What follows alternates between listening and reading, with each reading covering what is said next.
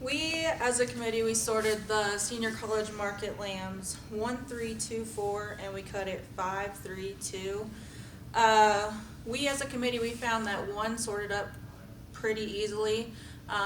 You go to handle that sheep, he's big backed, he's fresh, he touches hard, he's really expressive. What sets him apart though is in motion. He's really collected in his skeleton, really good in his front third assembly, and then he's probably the most attractive and flexible out of his hip and hind leg. From there, we thought that there was some sort, so I'll just go through and talk them individually. The two sheep, you go up to that sheep, you handle him, you're like, okay, he's fresh, he's expressive, he has some shape. From the side, he's good balanced, like there's no wow factor about him. He's not the shallowest or the prettiest or anything like that, but he's just a good, nice sheep, covers the fundamentals. In motion though is where we take issue with him. He wants to drop his chest a little bit, round out in his shoulder, and get a little off up front.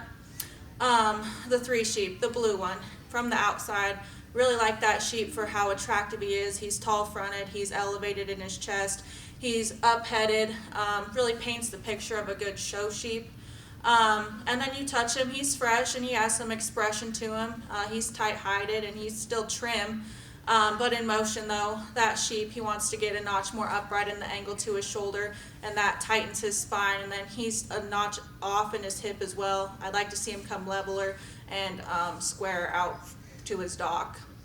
And then the four sheep, he's like the trendy sheep. You walk up to him, you're like, okay, you see the white leg wool, you're like, okay, yeah, this is a good show sheep. From a 3/4 view, you really like the turn he has to his stifle and to his leg. You touch him, you're like, okay, he has some rack shape, but you feel over his rib. He is the fattest option of the four, and then he is probably the most mature.